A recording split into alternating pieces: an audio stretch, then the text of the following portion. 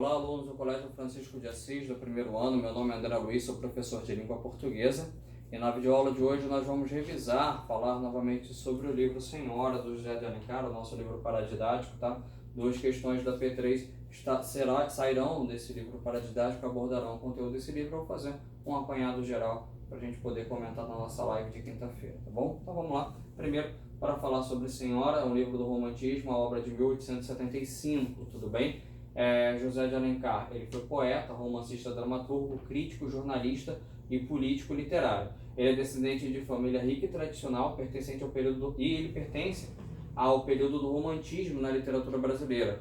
Ele, na verdade, é o grande nome do romantismo, do romance romântico, do romantismo brasileiro. Ele escreve em todas as frentes do romantismo, isso é importante se ressaltar. Ele escreve romance indianista, ele escreve romance regionalista, ele escreve romance histórico e ele escreve romance urbano, como é o caso do próprio livro Senhora, né, que é o nosso paradidático. Ele defende um caráter brasileiro para a língua portuguesa, daí o nacionalismo, tá? E Senhora vai se situar entre os romances chamados de perfis femininos. O grande nome do livro Senhora, o grande personagem de Senhora é a Aurélia Camargo, esse misto de anjo e demônio na figura da nossa personagem principal do livro, tá? Então, a narrativa ela vai se dividir em 4 partes, como se fosse uma transação comercial. Aí você já tem a ligação do romance com um conceito burguês, com essa sociedade extremamente materialista, essa sociedade que valorizava demais os aspectos financeiros, a aparência, tá? Então você tem o preço, a quitação, posse e o resgate, são as 4 partes do nosso livro, tá bom? Aqui, a primeira parte, o preço. A Aurélia Camargo mostra a Aurélia Camargo na sociedade, mostra o Fernando VI como jovem indolente, bom vivant, tá? Aí a Aurélia compra o Fernando, mas o faz de forma misteriosa. O Fernando aceita o dote e pede um adiantamento. Ao casamento, a caracterização da mulher traída e do homem vendido. Então o livro encerra, essa primeira parte ela encerra dessa forma. Você entende que a Aurélia foi a mulher traída e que o Fernando é um homem vendido. Assim você começa a entender. Então, aí você também observa o peso que há da sociedade em cima dos nossos heróis, dos nossos protagonistas aí, dos dois, né? Tanto da Aurélia quanto do Fernando. Na segunda parte tem o início do flashback, ou seja, a primeira parte ela passa no momento atual, como se fosse o momento atual. Aí ele volta no início, na segunda parte faz o flashback, e nas outras 3 partes há uma sequência natural, já há uma sequência cronológica, já há uma ordenação cronológica. A primeira parte ela é deslocada, aí ele volta, faz o flashback e aí ele continua a narrativa numa boa. Então aí você tem os pais da Aurélia, a Emília e o Pedro Camargo, os preconceitos que vão criar exclusões, né, o aparecer à janela, a questão da sociedade. Tem o noivado do Fernando com a Aurélia, isso é importante, e o abandono. Então o Fernando abandona a Aurélia Camargo, por isso a caracterização lá que a gente vai ver da mulher traída, tá? Aí a Aurélia ela recebe a notícia do noivado com Adelaide Amaral, que era uma moça muito abastada, com muito dinheiro.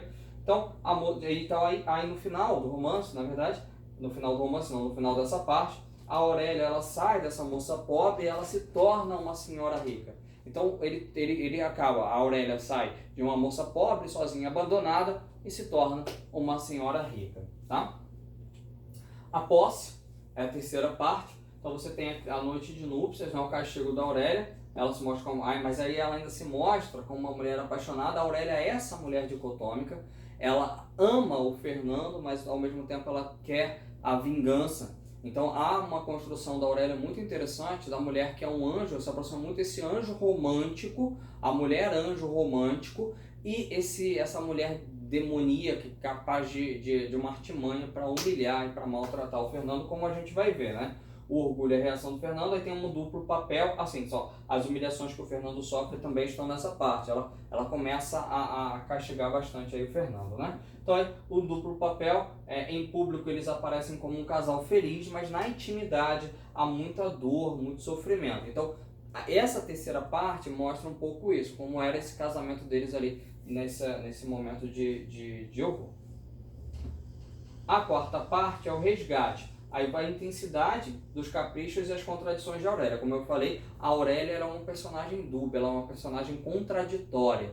Então, em alguns momentos ela se porta como a nossa heroína romântica, mas em outros ela se porta como um ser diabólico, um ser demoníaco mesmo, tá? A transformação do Fernando, ou seja, o Fernando de um moço leviano, ele passa a ter a dignidade de caráter. Então olha só como há uma transformação. Isso é característico do José de Alencar aqui. O José de Alencar realmente acreditava nisso, ele acreditava no amor como redenção. Talvez a grande diferença, essa obra é considerada como uma obra de transição, a gente vai falar disso no próximo slide, a grande diferença dela para o realismo seja essa, né? O José de Alencar ainda acreditava no amor como capaz de redimir o ser humano, tá? Então a esposa, aí no final, né, o Fernando ele negocia o seu resgate, e a esposa traída e o amante, o marido comprado se reencontram, na verdade, como amantes, né? O amor capaz de redimir, tá? Então, ainda sobre Senhora, tem um narrador observador e onisciente, tá? Ele observa os detalhes, a psicologia dos personagens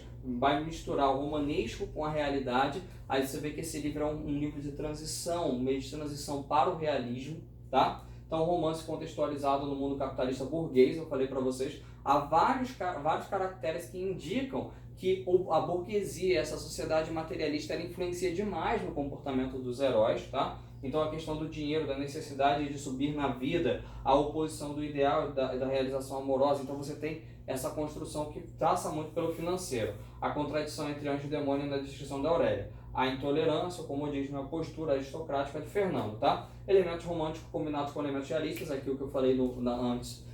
Aqui esse livro ele funciona quase como um livro de transição. Talvez a grande diferença do Machado de Assis para o José de Alencar, não, tem outras, né? Mas uma das grandes diferenças em termos de enredo seja essa. Porque no Machado de Assis ele não tinha necessidade de dar aos seus personagens um final feliz. O José de Alencar ele deu aos personagens, os personagens tinham de fato um final em que o amor redimia, em que eles se resgatavam pelo amor. Muito porque o José de Alencar acreditava mesmo nisso, né? Então, a descrição dos costumes e minúcias nos trajes, tudo bem?